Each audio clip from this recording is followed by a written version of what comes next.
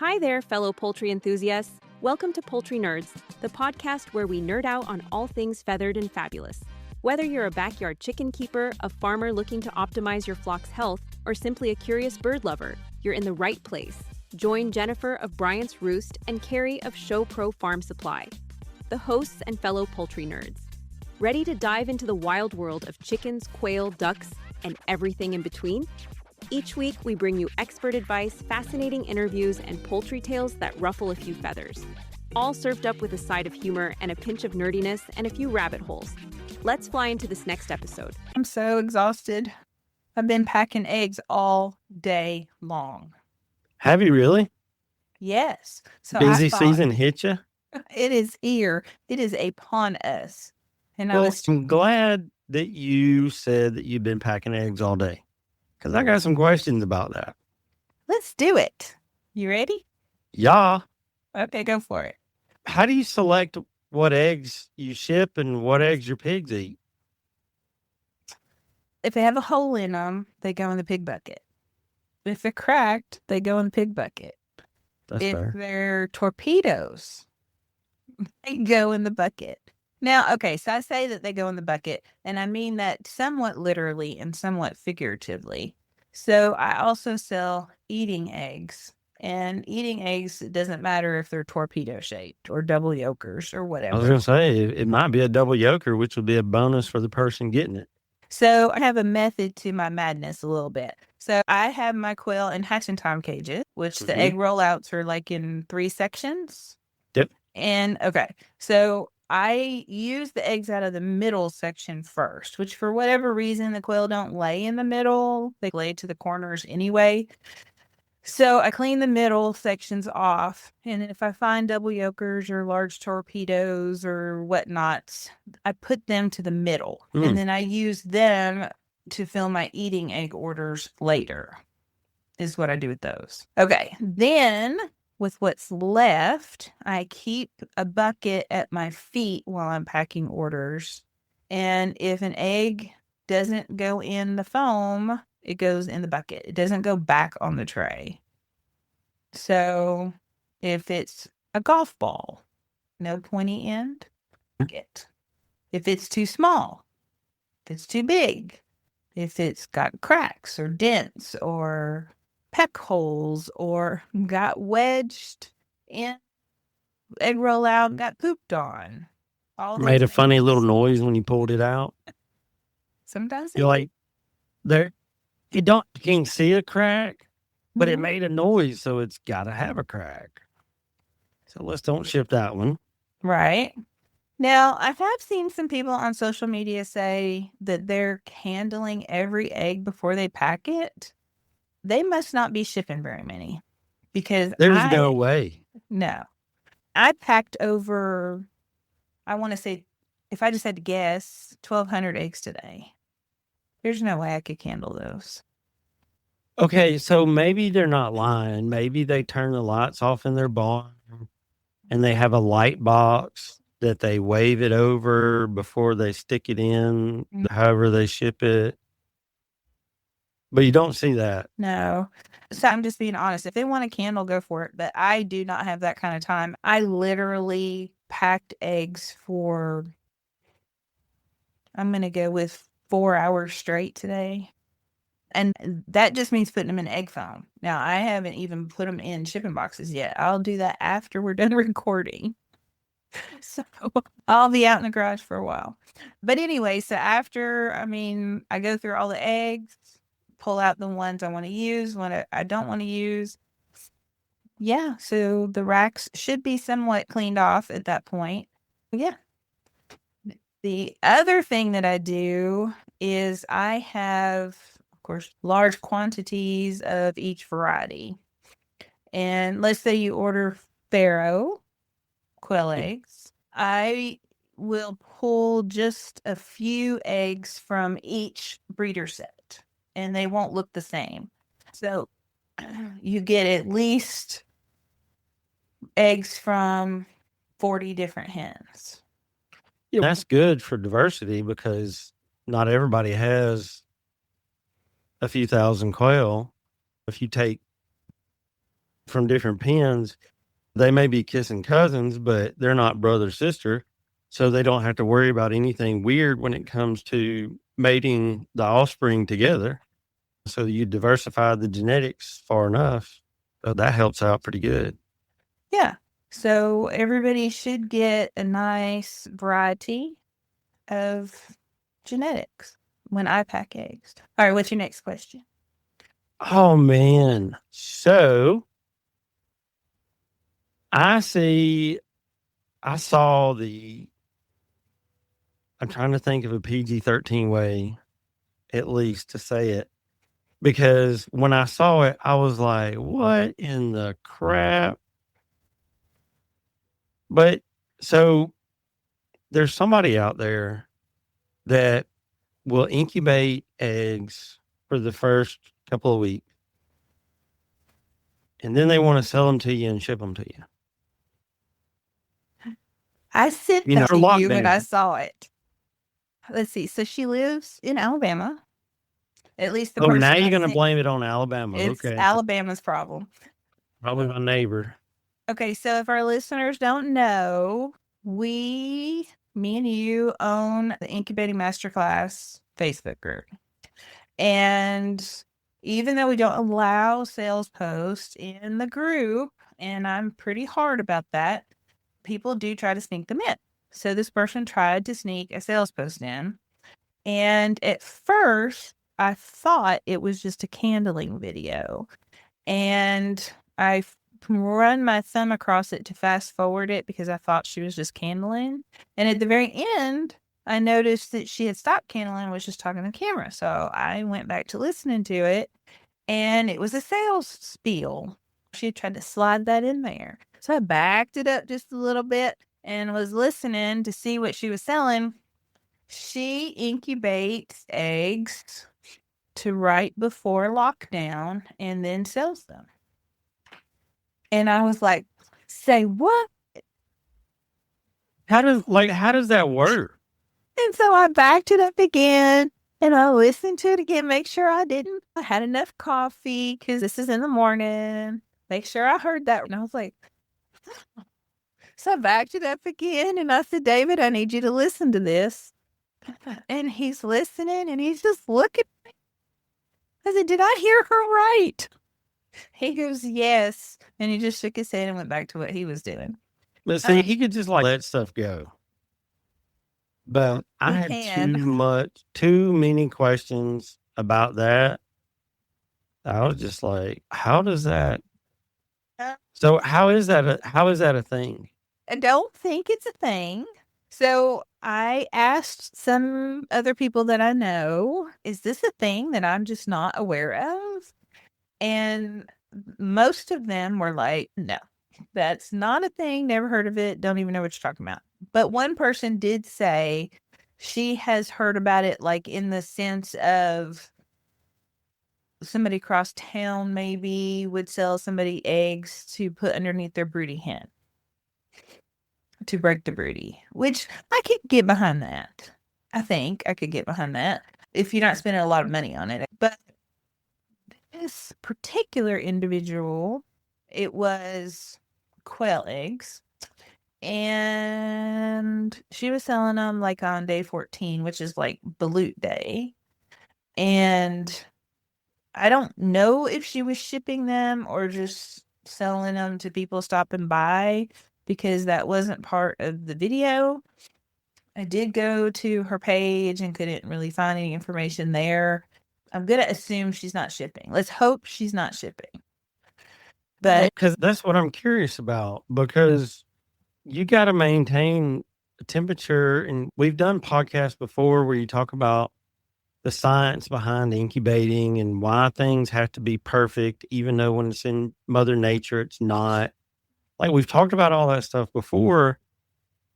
And I'm just wondering, if you take these out of the incubator and then put them in a box and ship them, don't they get too cool too soon? yes, you want me to get on my soapbox for just a minute? Hop on the box and let's figure it out. Okay, so if you cool a chick mid-incubation, you are essentially stressing it because it's trying to mature and grow and develop and into a chick, right? Okay. And you're stressing it, and then you're asking it to warm back up to hatch.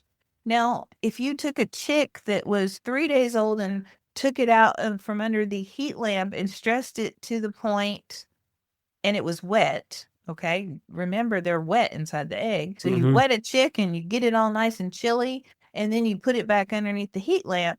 It's going to be stressed. It's going to have some issues, and you're going to have some mortality to go along with that. That's what I would think. Personally don't think it's okay. I think it's cruel because you're basically taking something that's alive and just a slow death while it's chilling off because it can't maintain its own body heat. And that's pre-egg or post-egg. A chick cannot maintain its own body heat for, At least after the first week or so, right? Yeah, I want to say a chicken chick is like 10 days. And so I would guess around a quail chick would be around 7 or 8 days. But that's when they start being able to maintain their body temperature. Okay. So to me, that's like a slow, cruel death, if you ask me. And that's a lot of the reason why we harp on not candling, and people take that to an extreme when we say that. The candling itself is not an issue. It's the moving it, it's the chilling of it, it's the handling of it. And we see videos all the time of people candling and they're twirling them and twisting them and trying to slosh them and see if they can see anything. Good grief. That's like putting a pregnant lady on a roller coaster, which is not allowed. So leave the darn eggs in the incubator from beginning to end. You're taking responsibility for a life. Be responsible for it. It's not a toy. It's not a snow globe. It's a living being. Leave it alone. If you just leave it alone, and I'll get off my soapbox. I'm curious because this is the Poultry Nerds Podcast. Yeah. The nerd inside of me wants to say, hey, Jennifer, will you put some 24 eggs in your incubator for 14 days and ship them to me and let's see what happens. But then I don't really want to waste some eggs, and I'm not going to ask you to be cruel to animals because I wouldn't do it anyway. Counterintuitive. And to say that the hatch rate would be decreased because of the chilling, I mean, yes, that is a given, but is it really ethical to say, oh, it's just a reduced hatch rate, but we're going to go against nature and do it this way? I can't get behind it at all. I can't myself. So I was curious. Yep. That happens. It does. I get curious. So let's say that I decided after listening to one of our previous podcasts that I'm going to order some hatching eggs because I want to see that experience.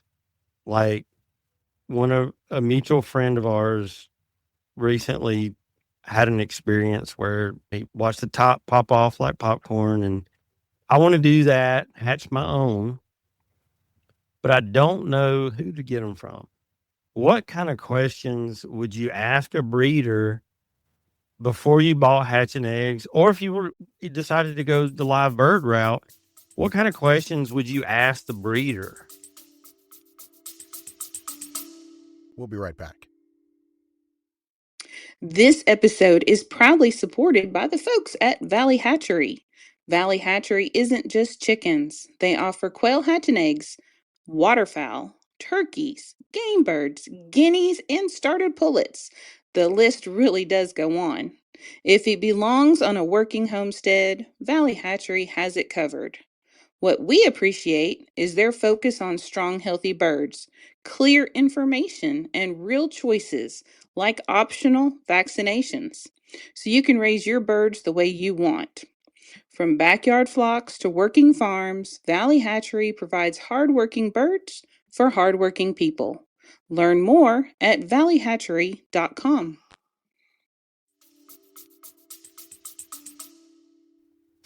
When you are buying eggs, you are buying that seller's environment, meaning you're buying any disease, any bad nutrition, bad genetics, medication.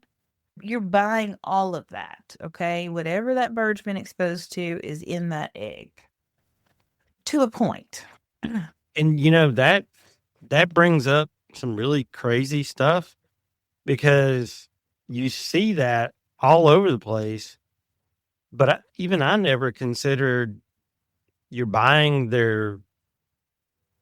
I thought about genetics, but I haven't really thought about buying their diseases or medicated feed or antibiotics or crappy water. I never really thought about all of that. Okay, let's just start with nutrition. So if I were buying eggs, or if I would, let's just play the devil's advocate here. If I was selling eggs and I was just feeding them cracked corn or all flock or something, how would that chick be developing from a nutrition standpoint versus a bird that's on a quality layer feed? I would say very slowly. So if you're shipping eggs, you're stressing the embryo, because that's an embryo in the egg already. So you're stressing it in the shipper with the vibration, with the handling, with the weather, the climate change. So you want to make sure that it would have the best possible nutrition out there to get it started. So as a poultry nutritionist, are you saying you want to make sure they're being fed good layer feed? The facts are, and the studies show, that birds that are fed a more nutritious diet do have a higher viability percentage and higher hatch rates. For me to ship hatching eggs, and we've had conversations about your numbers as well, for people to call you and have a cow because they had anywhere from a 65 to an 80% hatch rate off birds or off of eggs that they've ordered from you, and even higher, that's a pretty common thing. But for a lot of folks, everybody that swears by that anywhere from 45 to 55 is the standard. It's got a lot to do with the nutrition behind the parent stock. It does. I know somebody that has birds that may or may not have been put in a box in Germany and landed somewhere here in the Southeast years ago and had a decent hatch rate. But that's also because the person in Germany feeds really well. Yeah. I've also seen people on the old interwebs where everything is factual that complain about shipping eggs that they got from somebody in the same state they were in, giving them a 30% hatch rate. So I think that there's a lot to do with what the parent stock or breeding flock eats. But as a breeder, there's only so much you can control. And I'm not going to blame that on poor hatch rates 100%, because a lot of it does have to do with the person doing the incubation. Well, there is definitely different legs for a thriving chick to hatch. Nutrition is one of them. So I made a blog post a few weeks ago. I posted it to Brian's Roost, and it was on using off-label meds. And the one in question that I was really picking on, and I picked on it hard, and I struck nerves with some people, which was the point, really. People don't like Corid for coccidia, right? And so they are using something called Indicox that they're getting off of Amazon. And it literally says on the label, not for use in poultry meant for meat and eggs. But the other thing that it says on the label is it doesn't say what it is. There's no ingredients. There's no active ingredient. There's no inactive ingredient. There's no serving size. There's nothing. Yeah, it just says indicox. What people seem to be doing is there is a brand name Indicox that is approved in the European Union for meat birds, not for layers. And there is a withdrawal time. This is not the same thing, but we really don't know for sure. We know it's not the same thing. I was going to Because say, if it was the same thing, it would have ingredients on the label. Yeah, I'm of the opinion that a company like that has made this product and sells it. Now, I know that the requirements for labeling are different in every country, of course. They do have requirements in EU, so there's got to be something. Right. So it's only the brand name Indicox is only approved in a handful of countries in the European Union. There's a lot of countries, and the US is one of them, that has not approved it. And it is not approved in layer houses. Baycox is another one, brand name approved for birds, but it has a 70-day withdrawal because it sticks in fats. The fat of the bird, the fat of the egg, any kind of lipid, it sticks in there. It takes 70 days to go to zero trace. So that's a long time in the world of natural egg laying. So let's couple that together with, if you had a coccidiosis problem, we're talking about chicks. Okay.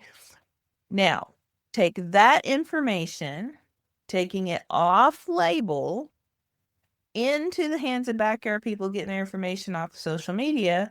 And now we're using it for everything under the sun, stargazing or falling over or just doesn't seem like herself. Let's give it a shot of whatever everybody's using nowadays. That's what they do with Corey. Exactly. Like, oh, let's doing this. Let's give it that. So now now back on my soapbox. You're just on it tonight, aren't you? So we've got this bird that's been fed Indicox off of Amazon. So not even the brand name stuff because we don't have it in the US. And the bird doesn't seem to be doing well. So we're going to give it some antibiotics. We're going to give it some stuff. And then we're going to get it perky and we're going to sell it. Okay. Now we don't tell the buyer. The buyer doesn't know. Buyer just sees they've got a perky hen and for 3 more days before it starts getting all lethargic again. So we're going to give it some more stuff because we just spent $50 on this bird. Or worst case scenario, we're just going to eat the dang thing because we don't medicate our bird. However, what they don't know is what the first person put in this bird. And the buyer could be allergic to this stuff. It is unethical to medicate birds and then sell them. It is. Period. The end. I'm going to stand on that hill. There's been a particular situation where that did happen. And a person wound up passing away because of their allergy. Yep. And we know this person. You need to make sure when you are buying birds, if you get that creeper feeling or anything like that, if you don't feel like you could trust the person with your life, then maybe don't buy from them because that could happen to you. I got to say this too, folks. Just because somebody has NPIP does not mean that they treat their animals humanely. It does not mean that they have a clean place. It does not mean that they're great and wonderful breeders. That means that at the point in time when the person signed off on their testing, they did not have chlorum, which is something that hasn't been found for 20 years. I was going to say 20 years. like over 20 years. Yeah. And the ones that are NPIP plus AI, they didn't have AI at that point in time. Which, I got to be honest, if your birds are sick with AI and they really have it, they're not going to be around a whole lot longer. Mm-mm. And They'll be dead before the test results come. Yeah, they'll be dead before the test results come back. And if not, when the test results come back, you'll have some folks showing up to your house. Exactly. So don't trust that. And also, if a person asks you if they're NPIP certified, but they won't directly answer, or if they don't want to tell you their number or some crap like that, it's not like you're giving out your social security number. NPIP numbers, there is literally a database where you can go to, select a state, and see in alphabetical or numerical order everybody in that state. And it's got their number, their farm name, or the name that they registered the first time they filled out the paperwork for their test, and everything else. So it's not top secret information where somebody can steal your identity. Now, I will say, if you ask me what my NPIP number is, I'm going to tell you, hang on a minute. Why? I'm going to have to look it up. I write mine so much. It's 63-1120. Like, I write it all the time. mine's on a label, so I don't even have to think about it because they say you're supposed to put it on the box. But it prints on labels, and I think that it don't even matter what the label's for. It just prints the numbers. But I don't know it. I'd have to look it up too. Okay, so back to our original question about the meds. So you could ask the breeder what meds they have used and assume that they're going to be honest. Hope that they're going to be honest. Or I have come up with a way to ask people underhandedly, and that just simply is ask them what meds do they keep on hand and which ones they recommend that you keep on hand for just in case. Oh, my allergies. Yeah. What kind of medicine should I have in my chicken first aid box? Right. Because everybody talks about having a first aid kit for your chickens. So ask them, what kind of medicine should I get? I don't really have a whole lot of chickens. I want to get some. What kind of medicine should I get from my first aid box? Yep. And so that from that information, you make your decision yourself. NPIP, that is just means that, yes, they exist. That's about all that is going to be for. It's not a scammer. I will say in some states, like Oklahoma and a few others, they have added like facilities requirements to the tester that the testers are also supposed to be checking. But in states like that, they also don't have essentially feds doing the testing. They're Billy Joe Jim Bob sat through a class and he can send in the samples. Because in Alabama, where I'm at, last time me and my NPIP person had the conversation, there was 3 of them.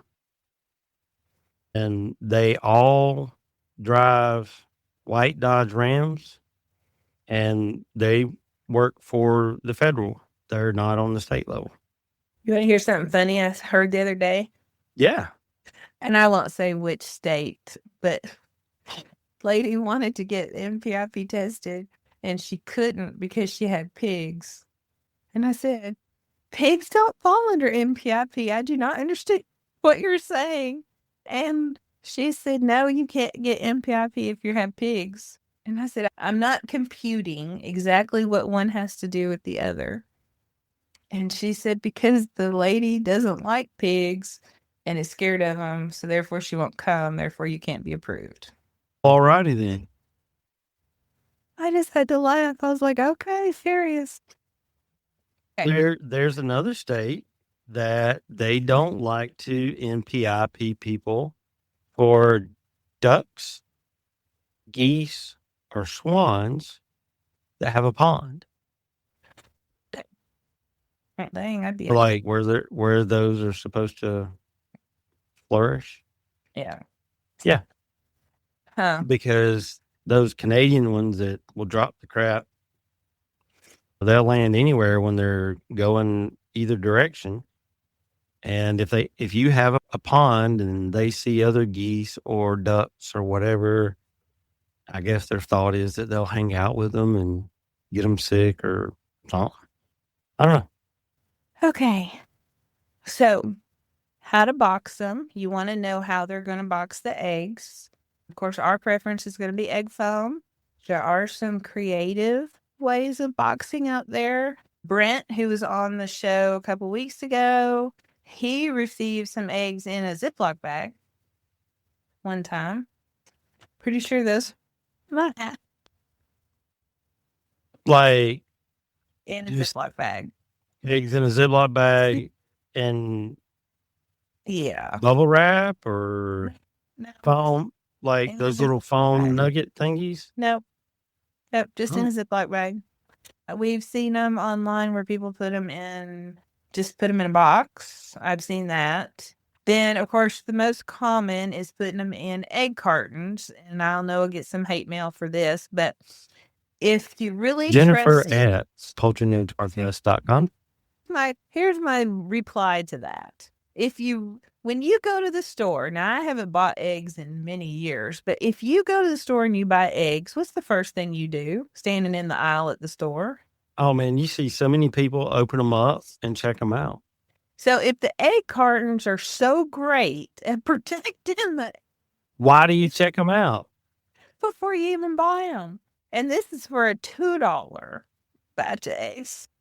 So why would you want to spend $150 on eggs to be shipped in these egg cartons? Let's just think about that for just a minute. Okay.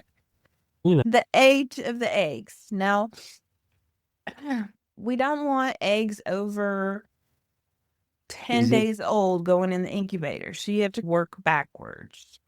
So assume, for the sake of assumptions, assume 5 days in the mail, just to be safe. So you don't want the eggs more than a couple of days old when they go in the mail, because not everybody can get all the eggs together for an order in one morning, or the hens don't lay that day because they're cranky or something. So what I do, like the breast eggs, I'll collect and I date them, okay, and I hold them. And then when I definitely have enough for an order, that day I box them. I'll package today's eggs, and then I'll package yesterday's eggs. And then if I need to go into the day before, I'll go that way. I don't start with the 3-day-old eggs and move forward. Does that make sense? Yeah, because you want to give quality. Right. And the youngest, earliest, whatever you want to call it, pop out egg is the best. And I always send extras. So you know what you have, and then extras. And I know what my fertility is. So if my fertility, like when we came off that ice storm, my fertility dropped. So I sent a lot of extra eggs. I waited a couple weeks before I started shipping again anyway, but then I sent several extra eggs. Now I know my fertility is really high, so I may only send 2 extra eggs. That's because you hatch every week, like people should, and you know what your rates are. Right. And that's also a good way to wind up with a plethora of chicks. And who don't love chicks? Well, when you're feeding them every day. The feed guy loves it. All right. So the next thing that we hear, I know you love it. The next thing that we hear is I received my eggs and they look like they're all in different stages. So that goes back to how often does the seller collect eggs? And does she really know where she's getting her eggs from? So my chickens all have nest boxes. They can't like hide behind the tractor and lay eggs. So if the seller has free range chickens, that's fantastic. But is she collecting every day from every location? Or is she just going out there when somebody has an order and finding a random dozen eggs?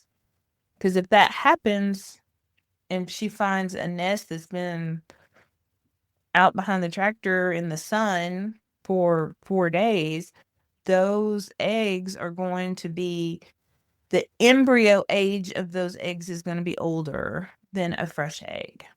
And if that's in the South, yeah. and then they put it through the post office, and you wonder why they hatched a week early, that's because they've been incubating for a little over a week. So at that point, we're going by embryo age. And you just will have to be aware of that and plan your lockdown accordingly should you receive eggs like that. In a perfect world, the person collects eggs every day, keeps them in a cool, dark spot out of the sun, and ships quickly. And that's another thing. It's not on our list, but let me just digress for just a minute. For some reason, people have got it in their head that they can only ship on Mondays and Tuesdays. And for the life of me, I do not understand that concept either.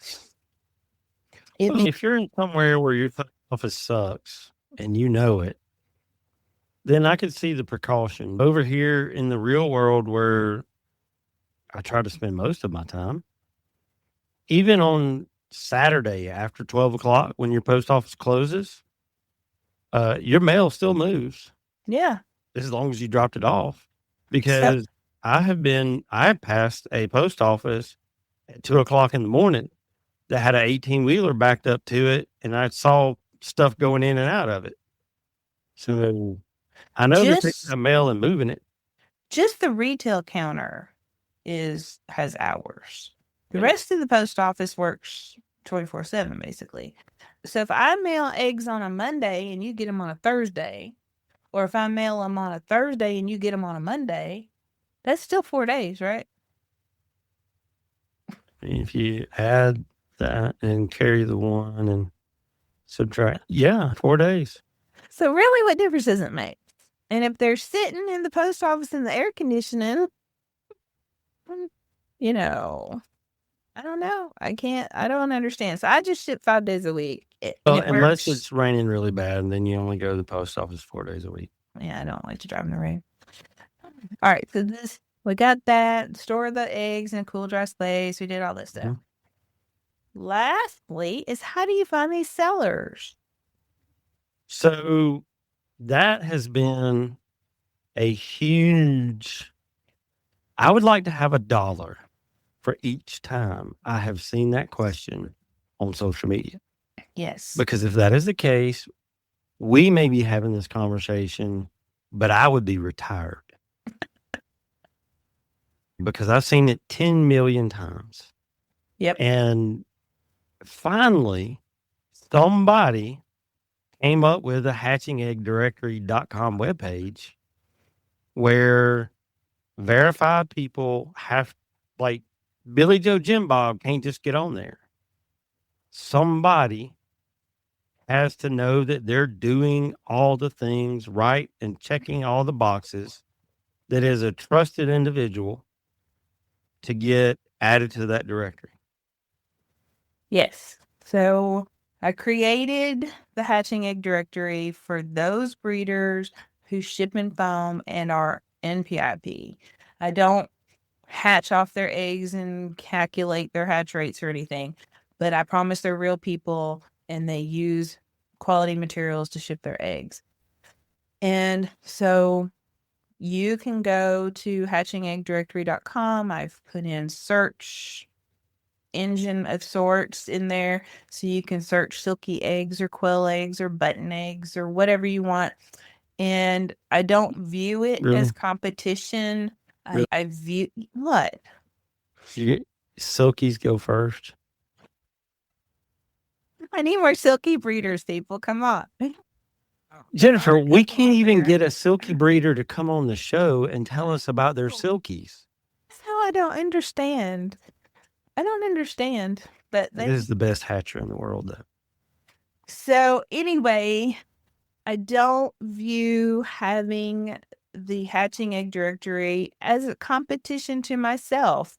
I view it as helping people find what they need, because you would probably be really surprised at how many people contact me and say, hey, do you know who raises, I don't know, the last one was for chocolate Orpingtons. Do you know who raises these? And I'm like, I really don't, but and I had this just idea a few weeks ago, and I was like, you know what? That's a great idea.